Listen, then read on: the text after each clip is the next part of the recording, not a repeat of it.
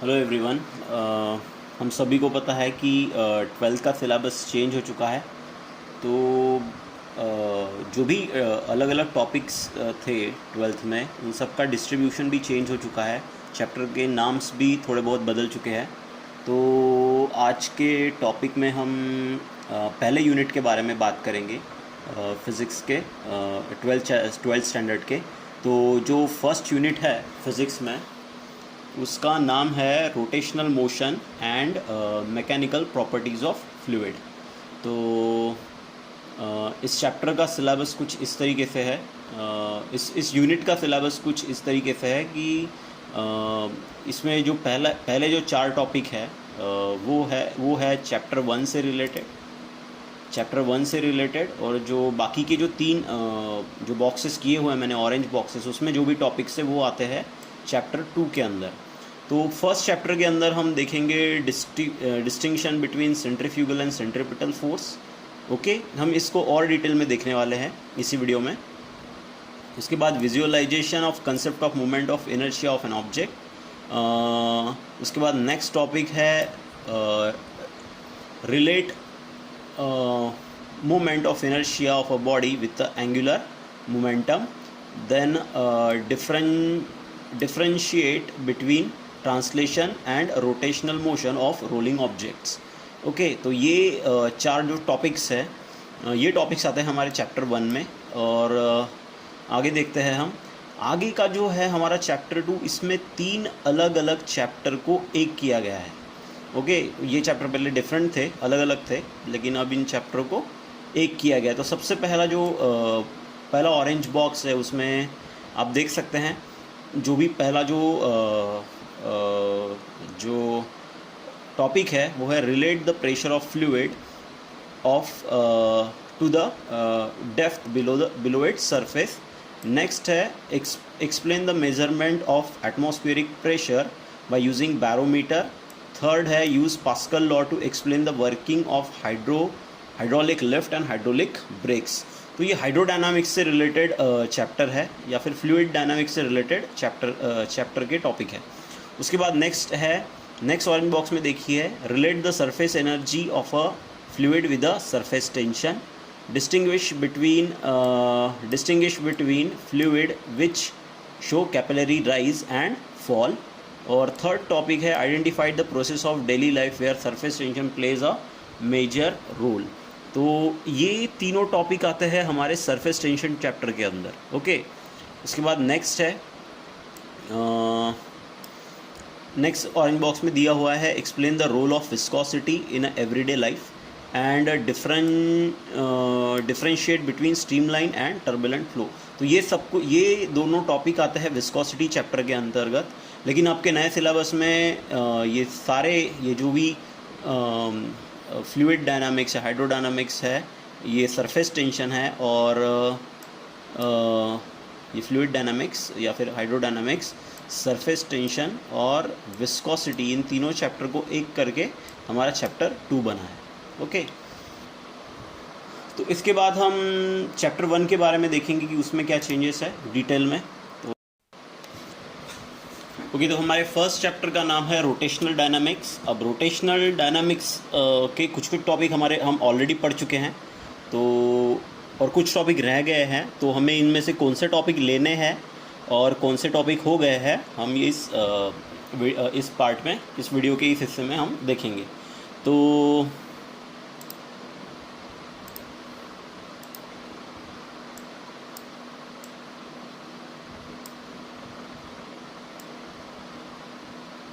Okay, तो इसमें से कुछ कंसेप्ट हमें रिकॉल करने को बताया गया है जो कि आपके 11th चैप्टर में हो गए थे, जैसे कि है what is circular motion. Okay, circular motion के बारे में हम पढ़ चुके हैं कि सर्कुलर मोशन क्या है। उसके बाद concept of centre of mass, ये भी हम पढ़ चुके हैं। थोड़ी बहुत इन्फॉर्मेशन है हमें उसके बारे में। उसके बाद है what is kinematical equation of motion, इसके बारे में भी आप जानते हैं, हम ये ले चुके हैं already. Do you know the real and pseudo forces? Okay, and their origin and application, हम ये भी टॉपिक ऑलरेडी पढ़ चुके हैं। ओके, इसके बाद इन टॉपिक्स की ज़रूरत हमें इस चैप्टर में पड़ेगी। अब आगे देखिए, इंट्रोडक्शन में हमें क्या पढ़ना है। इंट्रोडक्शन में हमें सर्कुलर मोशन के बारे में थोड़ी इन्फॉर्मेशन दी गई है। उसके बाद कैरेक्टरिस्टिक ऑफ सर्कुलर मोशन ये देखना है हमें। ओके, तो ये भी हमें को पता है, हम ऑलरेडी ले चुके हैं। उसके बाद नेक्स्ट टॉपिक है kinematics of circular motion. Circular motion को एक्सप्लेन करने के लिए या डिस्क्राइब करने के लिए हम कौन कौन सी फिजिकल क्वांटिटी इस्तेमाल करते हैं, हमें ये भी पता है। जैसे लीनियर मोशन को एक्सप्लेन करने के लिए हम लीनियर डिस्प्लेसमेंट, लीनियर वेलोसिटी और लीनियर एक्सेलरेशन इस्तेमाल करते हैं, वैसे सर्कुलर मोशन को एक्सप्लेन करने के लिए हम angular displacement, angular velocity, okay, और एंगुलर एक्सेलरेशन यूज़ करते हैं। हम ये सारे टॉपिक पढ़ चुके हैं। ये भी एक एक्सप्रेशन हम देख चुके हैं हम इसके पहले, v = r क्रॉस ओमेगा और v = r ओमेगा, जो हमें लीनियर वेलोसिटी और एंगुलर वेलोसिटी के बीच का रिलेशन देता है। इसके बाद है डायरेक्शन ऑफ एंगुलर वेलोसिटी, ये भी टॉपिक हमारा हो चुका है। ये फार्मूला भी हम देख चुके हैं एंगुलर वेलोसिटी का, और जिसमें हमने फ्रीक्वेंसी और एंगुलर वेलोसिटी इनके बीच का रिलेशन देखा था। टाइम पीरियड का भी फार्मूला हम देख चुके हैं ऑलरेडी। उसके बाद सेंट्रीपिटल एक्सेलरेशन, ओके, ये टॉपिक भी हमारा हो चुका है। ये एक्सप्रेशन भी हम डिराइव कर चुके हैं इससे पहले। ओके, तो आपको इसकी रिवीजन करनी पड़ेगी, ये ऑलरेडी हो चुके टॉपिक है। उसके बाद इस डायग्राम में आप देख सकते हैं direction of linear velocity and linear acceleration, कि लीनियर एक्सेलरेशन जो भी होता है सर्कुलर मोशन में वो टूवर्ड द सेंटर होता है, इसीलिए हम उसे सेंट्रीपिटल एक्सेलरेशन भी कहते हैं। ओके, इसके बाद डायरेक्शन ऑफ एंगुलर एक्सेलरेशन भी हम देख चुके थे। Direction of angular velocity, direction of angular displacement, ये भी हम देख चुके थे। By using right hand rule हम इन चीज़ों को कैसे फाइंड करते हैं, हम ये भी देख चुके थे। और कि एंगुलर एक्सेलरेशन की जो डायरेक्शन है वो किस तरीके से बदलती है, ये भी हमने देखा था। जब एंगुलर वेलोसिटी बढ़ती है तो एंगुलर एक्सेलरेशन की डायरेक्शन उसी की डायरेक्शन में होती है। ओके, और जब एंगुलर वेलोसिटी कम होती है तो एंगुलर एक्सेलरेशन की डायरेक्शन अपोजिट डायरेक्शन में होती है एंगुलर वेलोसिटी से। उसके बाद नेक्स्ट टॉपिक हम देखने वाले हैं डायनामिक्स ऑफ सर्कुलर मोशन, जिसमें हम पढ़ेंगे सेंट्रीपिटल फोर्स और सेंट्रीफ्यूगल फोर्स। हम ऑलरेडी ये टॉपिक्स पढ़ चुके हैं। सेंट्रीपिटल फोर्स का फॉर्मूला भी हमें पता है। ओके, ये हो गया हमारा फार्मूला सेंट्रीपिटल एक्सेलरेशन का, जो हम ऑलरेडी डिराइव कर चुके हैं। उसी से हमने ये फार्मूला बनाया सेंट्रीपिटल फोर्स का। यहाँ पे नेगेटिव साइन इंडिकेट करता है कि हमारे पोजीशन वेक्टर जो है और रेडियस वेक्टर जो है उसकी डायरेक्शन और सेंट्रीपिटल फोर्स की डायरेक्शन अपोजिट होने के कारण यहाँ पे नेगेटिव साइन आया हुआ है। तो इसे हम कहते हैं सेंट्रीपिटल एक्सेलरेशन और रेडियल एक्सेलरेशन।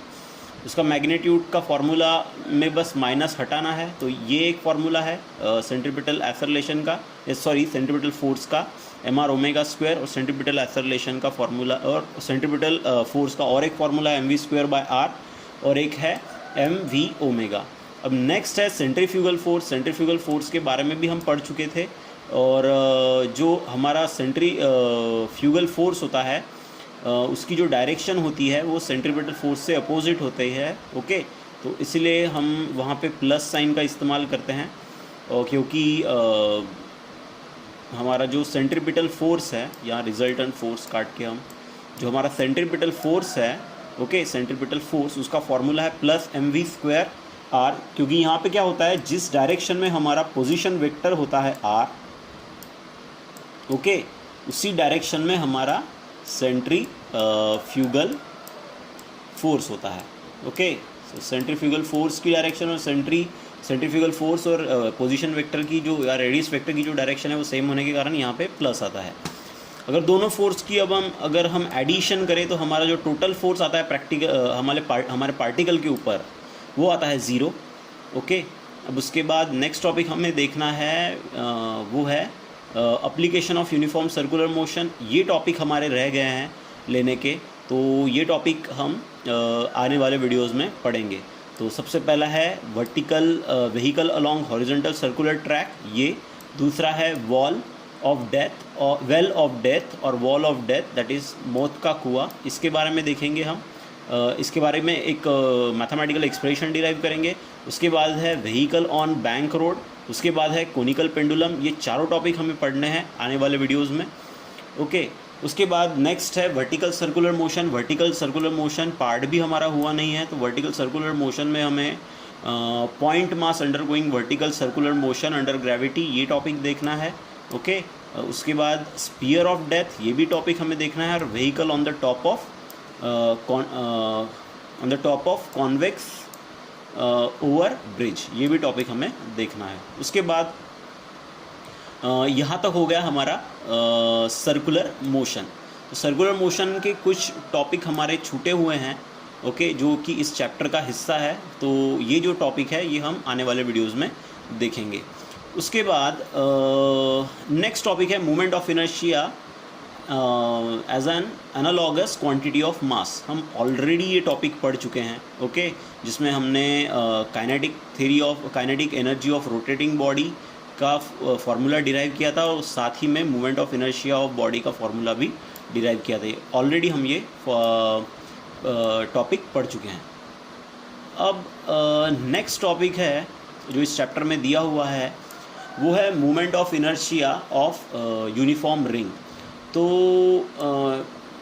यहाँ पे जो movement of inertia of uniform ring का हमें फार्मूला डायरेक्ट दिया हुआ है, ओके। उसके बाद जो नेक्स्ट टॉपिक है वो टॉपिक है movement of inertia of uniform disc. लेकिन हम ये फार्मूला ऑलरेडी पढ़ चुके हैं, मीन्स पढ़ चुके हैं इन द सेंस हमें ये फार्मूला ऑलरेडी गिवन दिया हुआ था, लेकिन इस बार हमें ये फार्मूला प्रूफ करना है, तो इसका एक्सप्रेशन भी हम आने वाले वीडियोस में देखेंगे। Next, radius of gyration topic हम ऑलरेडी पढ़ चुके हैं। Theorem of parallel and parallel axis and perpendicular axis theorem, ये दोनों थ्योरम हम देख चुके हैं।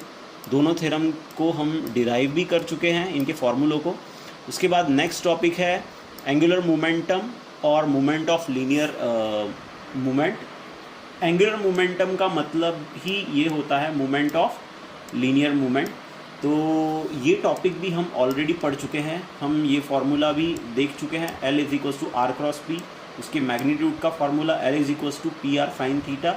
और इस फार्मूले से एनालॉग फार्मूला हमने बनाया था, जैसे P हो गया लीनियर मोमेंटम, M इज़ मास और V इज़ लीनियर वेलोसिटी। तो इससे हमने फार्मूला बनाया था एंगुलर मोमेंटम का।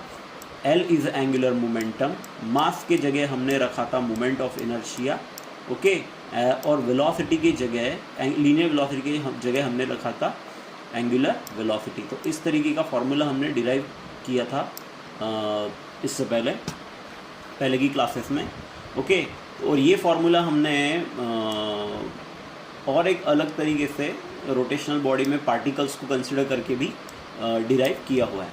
उसके बाद नेक्स्ट है एक्सप्रेशन फॉर टॉर्क।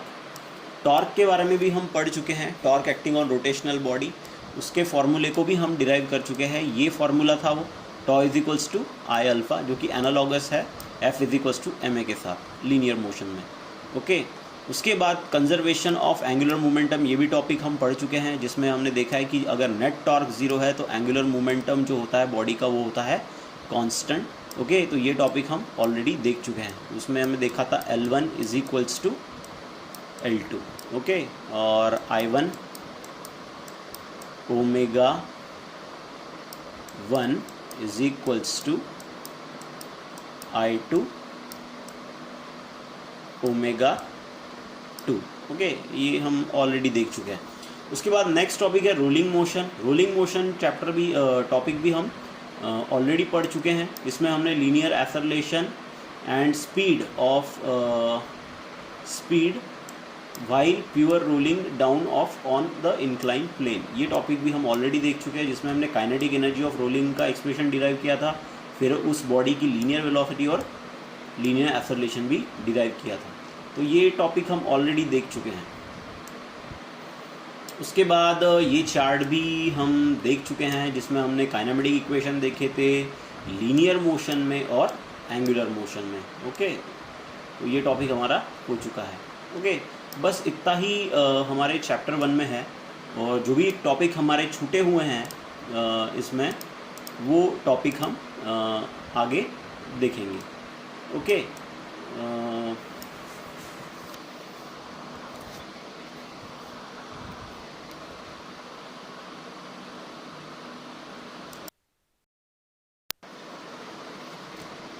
इस वीडियो में हम देखेंगे हमारे चैप्टर 2 के सिलेबस के बारे में। यूनिट 1 में से जो हमारा चैप्टर 2 है उसका सिलेबस, उसका नाम है मैकेनिकल प्रॉपर्टीज़ ऑफ फ्लूइड। अब इसमें हमें, इस चैप्टर में हमें देखना है कि हम इसमें से क्या नई चीज़ें दी हुई हैं और क्या हमको पढ़ना है।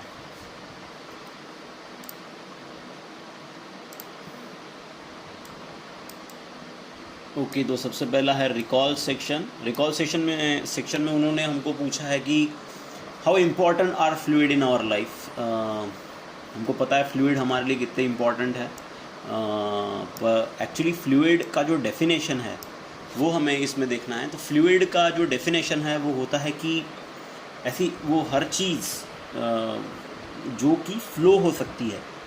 तो क्या क्या फ़्लो हो सकता है? Gas can flow and liquid also can flow. So both are the thing, liquid and gas are came in the under the are the two types of fluid. ये दोनों जो चीज़ें हैं वो टाइप्स है फ्लूइड के। तो वो हर चीज़ जो फ्लो हो सकती है वो फ्लूइड है। तो फ्लूइड हमारे लिए इम्पोर्टेंट है ही। लिक्विड जैसे कि हमारे पीने का पानी हो गया, या जो भी लिक्विड्स हम कंज्यूम करते हैं या फिर यूज़ करते हैं हमारे लाइफ में, वो सारे लिक्विड हमारे लिए इम्पोर्टेंट है।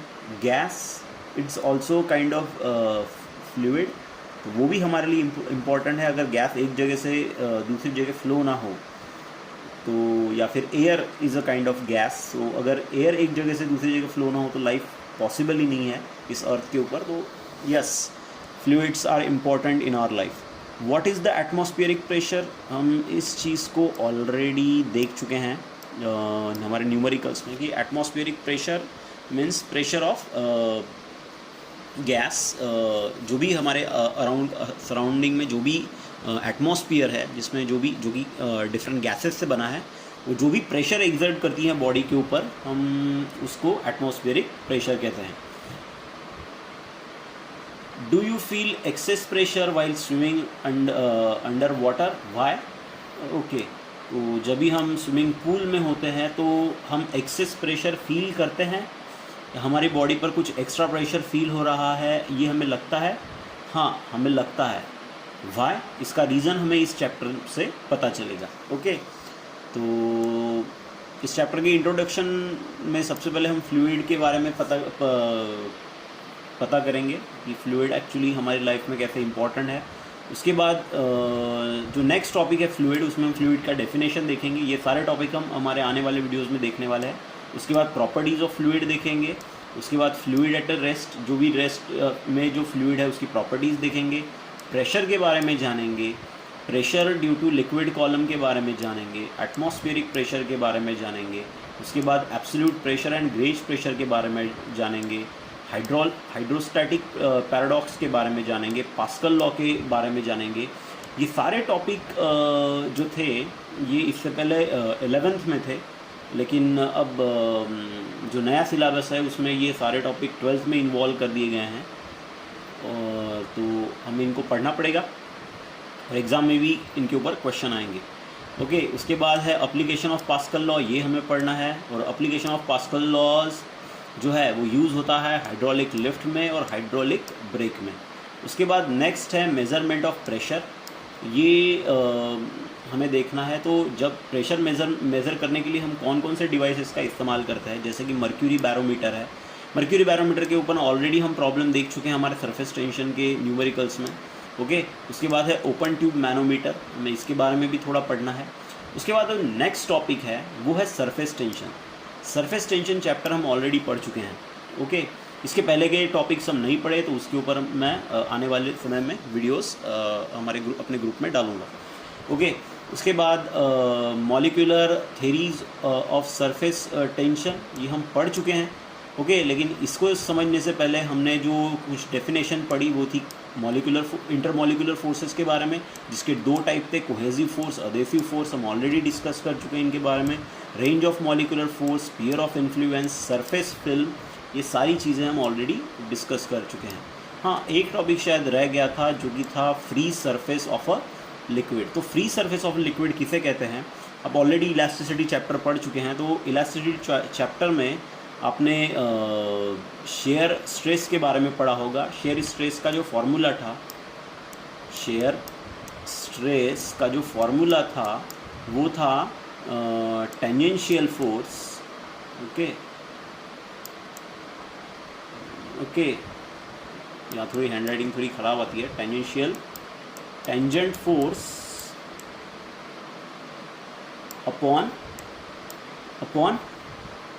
Upon area. तो यहाँ पे जो एरिया था वो टॉप लेयर का जो एरिया था हमारे क्यूब के, जो भी हमारा ये क्यूब था वहाँ पर, ओके, उसका जो नीचे का जो बेस था वो फिक्स था। ये जो बेस था फिक्स था, ओके। हम इसके टॉप पे टेंजेंशियल फोर्स यहाँ पे अप्लाई करते थे, ओके। तो ये जो सरफेस एरिया था ऊपर का,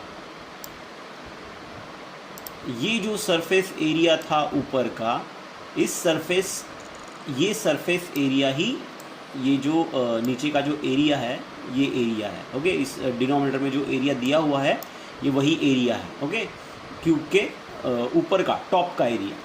तो लिक्विड का जो फ्री सरफेस होता है वो भी टॉप की ही लेयर होती है। तो क्या बोला है उन्होंने फ्री सरफेस ऑफ लिक्विड के बारे में? It is a surface of liquid which does not experience any shear stress. तो यहाँ पे आपने देखा होगा कि जब भी हम ये टेंजेंशियल फोर्स लगाते थे तो क्या होता था, ऊपर की सरफेस के कारण नीचे की सारी जो सरफेसेस थे, या सरफेस इन द सेंस जो ऊपर की लेयर पे जब भी हम कोई फोर्स लगाते तो नीचे की सारी लेयर शिफ्ट हो जाती थी। लेकिन लिक्विड में वैसा नहीं होता, ओके। तो लिक्विड की जो टॉप सरफेस एरिया होता है उसके ऊपर अगर हम टेंजेंशियल फोर्स लगाए तो उसका वो जो एरिया है उस एरिया पे लगने वाले टेंजेंशियल के फोर्स के कारण नीचे की जो लेयर्स है वो लेयर्स डिस्टर्ब नहीं होगी, ओके। तो उसी सरफेस को हम फ्री सरफेस ऑफ लिक्विड कहते हैं, ओके। तो फ्री सरफेस ऑफ लिक्विड किसे कहा जाता है? वो सरफेस एरिया जो कि shear स्ट्रेस एक्सपीरियंस नहीं करता, ओके। उसके बाद नेक्स्ट जो टॉपिक है वो है surface tension on the basis of molecular theory. ये डायग्राम आप ऑलरेडी जानते हैं, ये टॉपिक हम ऑलरेडी पढ़ चुके हैं, ओके। तो उसके बाद नेक्स्ट टॉपिक है surface tension and surface energy, इनके बीच का रिलेशन, ओके। ये हम ऑलरेडी देख चुके हैं, ओके। सरफेस टेंशन और सरफेस एनर्जी की डेफिनेशंस हम देख चुके हैं, ओके। उसके बाद सरफेस टेंशन का फार्मूला, ओके, ये भी हमारा ये फार्मूला भी हम ऑलरेडी देख चुके हैं, ओके। उसके डायमेंशन और यूनिट और डायमेंशन दोनों हम देख चुके हैं। उसके बाद नेक्स्ट टॉपिक है surface energy, okay. Surface energy topic भी हम देख चुके हैं और हम रिलेशन भी देख चुके हैं सरफेस एनर्जी और सरफेस टेंशन के बीच में, ओके। हम ऑलरेडी इसके ऊपर काफ़ी सारे न्यूमेरिकल सॉल्व कर चुके हैं, ओके। नेक्स्ट हमारे पिछले वीडियो में नेक्स्ट टॉपिक है angle of contact, shape of meniscus. ये टॉपिक हम पढ़ चुके हैं, इसमें कॉन्केव मेनिस्कस, कॉन्वेक्स मेनिस्कस और प्लेन मेनिस्कस जो आगे है, ये सारे टॉपिक हम ऑलरेडी पढ़ चुके हैं, ओके। ये topic zero angle of contact, इसके पहले ऑब्ट्यूस और एक्यूट, ओके। ये acute angle of contact, obtuse angle of contact, और ये हमारा था लास्ट जिसमें हमारा सरफेस थोड़ा प्लेन लगता है, ओके। ये है ज़ीरो एंगल ऑफ कॉन्टैक्ट, ये भी हम देख चुके हैं इसके पहले, ओके।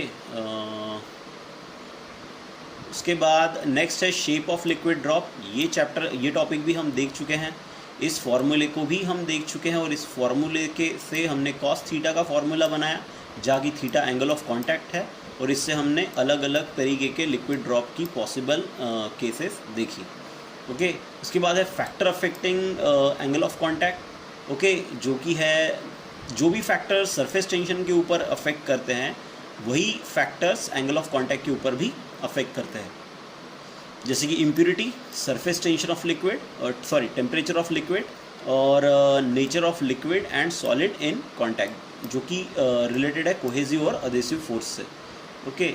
उसके बाद नेक्स्ट है effect of impurity and temperature on the surface tension. ये टॉपिक भी हम ऑलरेडी कवर कर चुके हैं, ओके।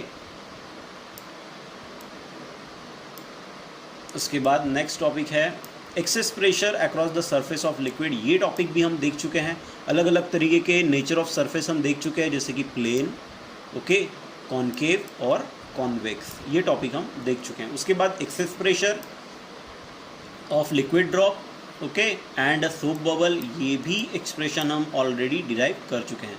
उसके बाद नेक्स्ट है कैपिलरी एक्शन। कैपिलरी एक्शन में कैपिलरी फॉल और कैपिलरी राइज, इसके बारे में भी मैं आपको बता चुका हूँ। यहाँ पे जो लिक्विड है कैपिलरी फॉल में, वो जो लिक्विड है वो सॉलिड को पूरी तरीके से वेट नहीं करता, और या फिर वेट ही नहीं करता, और जो लिक्विड्स है जो कैपिलरी ट्यूब में राइज होते हैं, यहाँ पे ये लिक्विड हमारे सॉलिड को पूरी तरीके से वेट करती है या फिर पार्शली वेट करते हैं, तो ये टॉपिक भी हम देख चुके हैं। उसके बाद है एक्सप्रेशन फॉर कैपिलरी राइज और फॉल। तो इस साल या फिर इस नए सिलेबस में आपको 2 मेथड दी गई हुई हैं कैपिलरी राइज के फॉर्मूले को डिराइव करने के लिए, मतलब H और T का जो फार्मूला हम ऑलरेडी डिराइव कर चुके हैं। हमने इसमें जो सेकंड मेथड है इसका इस्तेमाल करके ये दोनों फार्मूले डिराइव किए थे, जिसमें हमने जो भी फोर्सेस एक्ट हो रहे थे हमारे लिक्विड मिनिस्कस के ऊपर, उसको देखा था। पहली मेथड हमारी जो है, ये जो मेथड है यहाँ पर यूजिंग प्रेशर डिफरेंस, ये थोड़ा सा ये टॉपिक हमारा रह गया है, तो इसके ऊपर मैं एक वीडियो अपलोड करूँगा, ओके। तो ये टॉपिक हमारा होने का है। उसके बाद नेक्स्ट है फ्लूइड इन मोशन। ये थोड़ा अब यहाँ तक ही हमारा सरफेस टेंशन चैप्टर या फिर सरफेस टेंशन का टॉपिक था। अब नेक्स्ट है fluid in motion. Fluid in motion में हमें कौन कौन से टॉपिक पढ़ने हैं? Steady flow, flow line, stream line flow, flow tube, laminar flow और स्ट्रीम लाइन फ्लो, ओके। तो और टर्बुलेंट फ्लो, ये सारे टॉपिक, सारे थ्योरेटिकल टॉपिक हैं। ये टॉपिक हमें फ्लूइड इन मोशन में देखने हैं, ओके। और कुछ नेक्स्ट टॉपिक है, उसमें हमें देखना है क्रिटिकल वेलोसिटी और रेनॉल्ड नंबर का से रिलेटेड टॉपिक देखना है। इसमें हम विस्कोसिटी और कोएफिशिएंट ऑफ विस्कोसिटी के बारे में पढ़ेंगे, okay. Microscopic view of viscosity, ये भी टॉपिक हमें थोड़ा देखना है, ओके। उसके बाद Stokes theorem, okay, Stokes law, okay, Stokes law के बारे में पढ़ना है। टर्मिनल वेलोसिटी के बारे में पढ़ना है, equation of continuity, Bernoulli law, application of Bernoulli law, speed of efflux और वेंचुरी ट्यूब। ये सारे टॉपिक इससे पहले 11th स्टैंडर्ड में थे, ओके। लेकिन अब इन टॉपिक को हमारे 12th में इन्वॉल्व किया गया है। ये टॉपिक बहुत इम्पॉर्टेंट है। मोस्ट ऑफ द टाइम क्या होता था, जब ये टॉपिक 11th में थे तो बच्चे इसको निगलेक्ट कर देते थे, लेकिन ये टॉपिक इम्पॉर्टेंट थे। लेकिन तो अब गवर्नमेंट ने इन टॉपिक को शिफ्ट कर दिया है हमारे 12th स्टैंडर्ड में। अब इसके बाद जो नेक्स्ट टॉपिक है वो है बार्नली लॉ के एप्लीकेशंस, ओके। तो ये पहले 2 एप्लीकेशन, उसके बाद और एप्लीकेशन है lift up of aeroplane, working of atomiser और blowing of roof by stormy wind. तो ये सारे एप्लीकेशन थ्योरेटिकल है, लेकिन हमें इनको समझ लेना है, ओके। ये सारे बार्नली इक्वेशन के एप्लीकेशन है, ओके। तो ये हो गया हमारा second chapter, okay, second chapter का सिलेबस, ओके, हमारे यूनिट 1 में से। तो सबसे पहले अब इसके बाद जो भी वीडियोस मैं डालूँगा वो इन चैप्टर 1 और चैप्टर 2 के जो भी हमारे टॉपिक रह गए हैं उसी से रिलेटेड रहेंगे, ओके।